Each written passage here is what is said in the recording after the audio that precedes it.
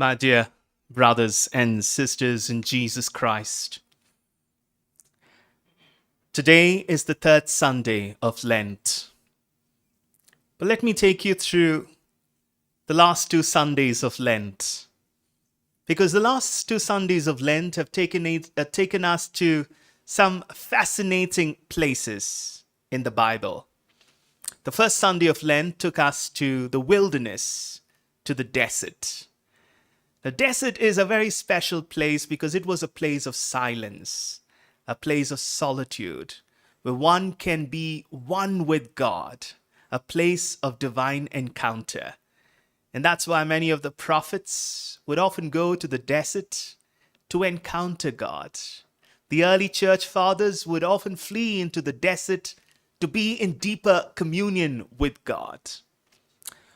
While the first Sunday of Lent takes us to the wilderness, the second Sunday of Lent takes us to another fascinating landscape in the Bible.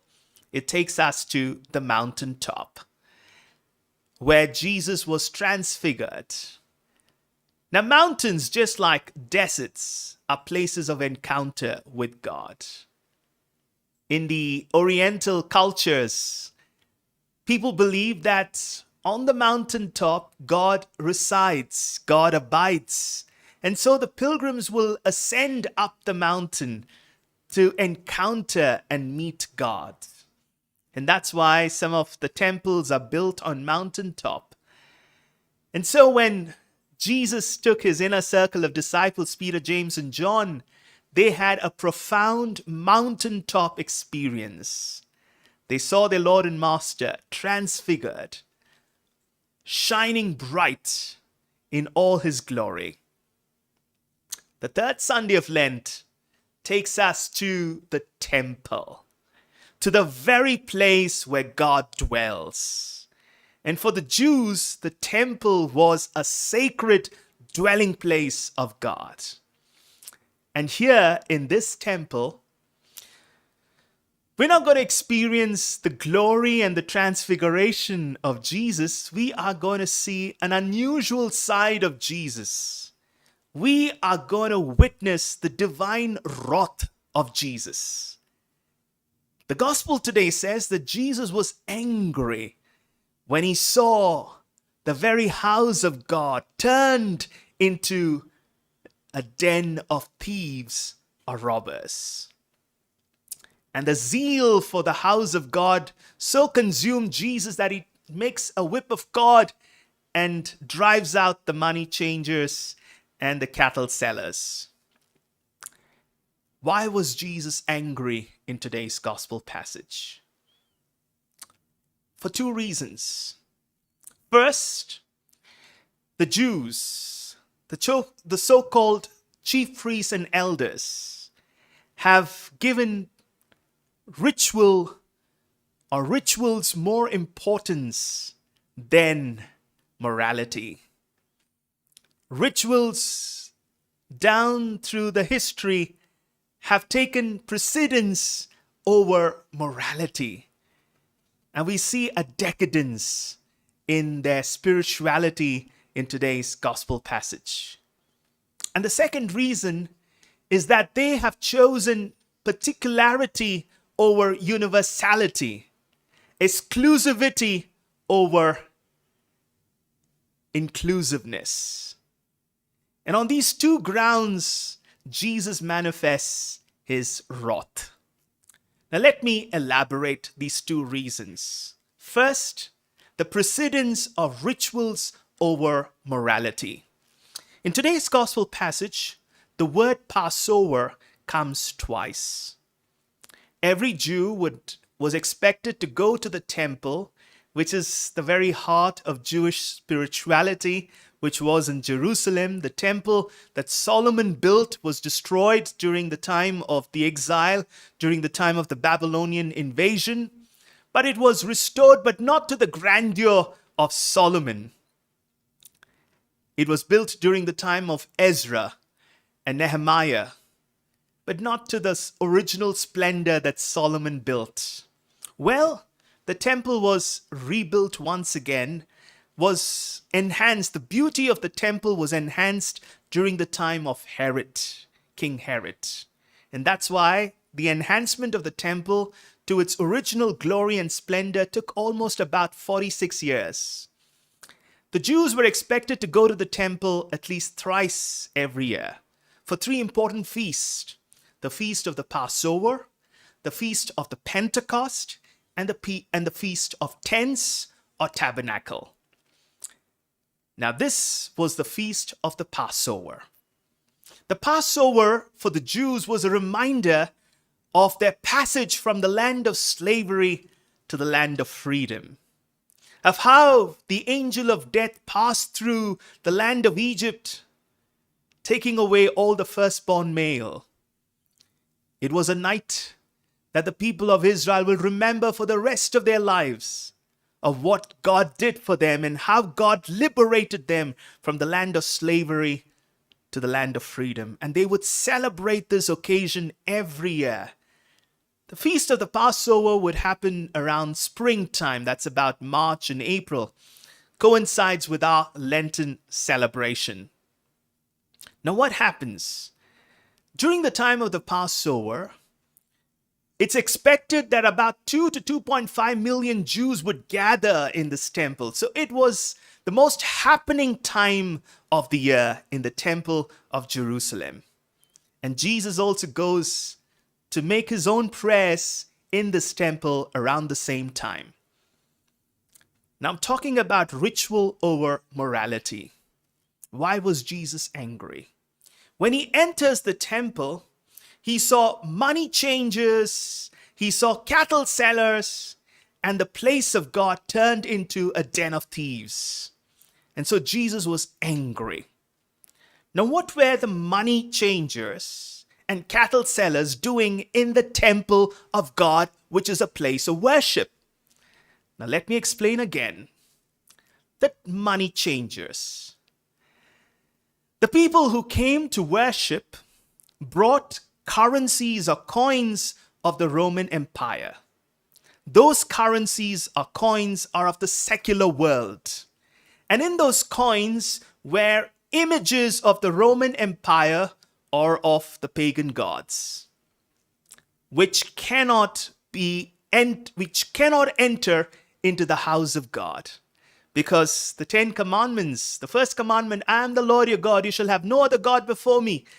In other words, you cannot have any graven images than the Lord God himself. You cannot make any graven images. And so those secular coins cannot pass into the temple.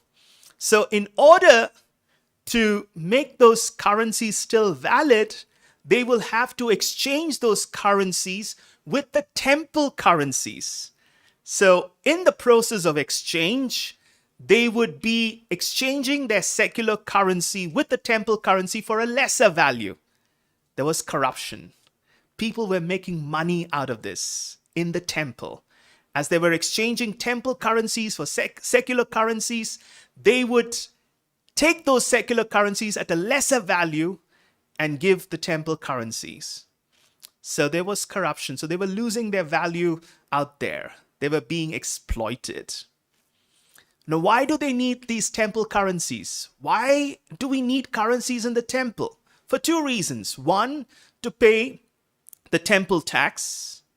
Two, for buying the animal for sacrifice. And in order to buy these animals for sacrifice that were sold in the temple court, they need to use the temple currency. Now again, what were the cattle sellers doing there? Like I mentioned, the animals were used for the sacrifice in the temple. Now, why were they selling cattle? The pilgrims who come to the temple could bring their own cattle along. Fair enough, they do bring their own cattle, but there would be an inspector in the temple who would check if these animals were unblemished. And deliberately, these inspectors would reject these animals and give excuses that they are not worthy for sacrifices, which forces these people to buy the cattle that are sold in the temple. So there's a lot of corruption going on there inside the temple, probably with the approval of the chief priests. And they were forced to buy the cattle that was being sold in the temple, and exploitation. And sometimes poor people who come to make an offering often go back without able to make an offering because it was beyond them to buy those cattle because they were very expensive. And so Jesus was angry at this ritualism over morality. They've lost the very spirit of worship. And so Jesus is angry, consumed by divine wrath for the house of God, that he makes a whip of cord and chases away the money changers and the cattle sellers. I said that Jesus was angry for two reasons. One, for the precedence of ritual over morality. The second reason was the preference for particularity over universality, exclusivity over inclusiveness. Now, what do I mean? The Temple of Jerusalem. Now, let me take you through a little tour of the Temple of Jerusalem. The Temple of Jerusalem was built in layers. It had about 5 courts of 5 layers. The outer layer was known as the layer of the Gentiles. The layer after that was the layer of the women, or the court of women. And the layer after that was the court of men, or the people of Israel, or the layer of men. And after that comes the layer of priests. And after that finally comes the layer of the Holy of Holies, or what we call the Sanctum Sanctorum, where the tent, where the Ark of the Covenant was kept. And no one could enter this final layer, which is the Holy of Holies. So you had the Holy of Holies, and out of the Holy of Holies, the next layer was the layer of priests, and then the next layer was the layer of men, and then after that was the layer of women, and then the final layer was the layer of the Gentiles, or the court of Gentiles. The Jews believed that everyone is entitled to come and worship Yahweh, their one true God, whoever believes, even if they are Gentiles or non-Jews. Now, unfortunately, what happened was all that was happening was in the court of the Gentiles. Money changing, cattle selling was all taking place in the court of the Gentiles. In other words, the Gentiles were deprived of their worship. The temple, which was a place of worship even for the Gentiles were not allowed to worship because this place has become a marketplace. The spirit of worship was killed in this place. It was a place of distraction. Now imagine you are going to some pilgrim place like Velankani, and then as you are trying to enter, you see only people selling things. And you lose out the very spirit for why you are there. You're there to pay your respect and offer prayers. And instead it has become a place of worship. And so the Gentiles were deprived of their access to God and to pray and worship in this house of God. And that's why Jesus was consumed by wrath. And so he makes a statement. When the chief priests and the elders confront Jesus, how dare you chase away the money changers and the cattle sellers with your whip of cord? And Jesus challenges them. Destroy this temple and I will build it up in 3 days.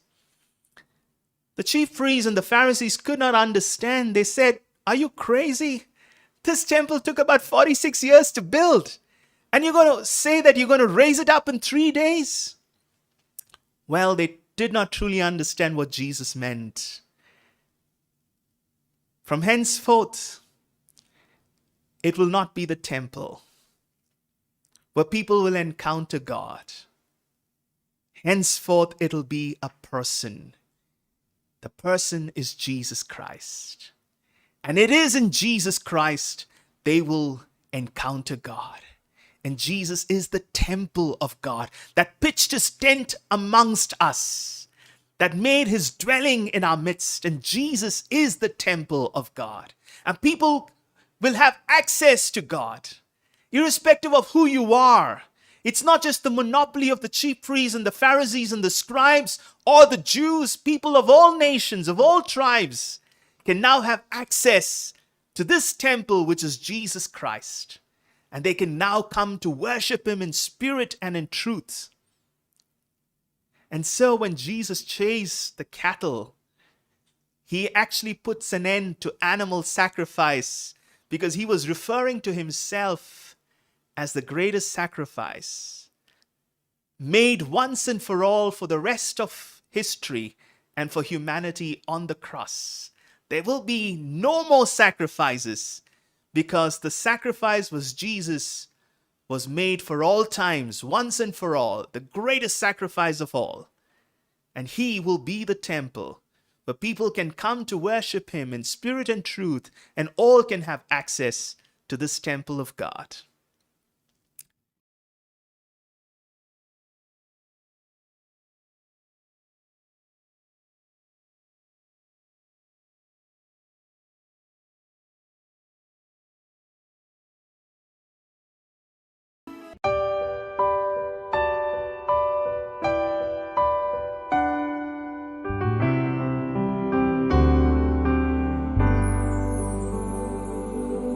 Mary, Queen of Apostles, pray that every Jesus you'd be transformed by the power of the Pentecost and sent forth to be true missionary disciples of your Son Jesus.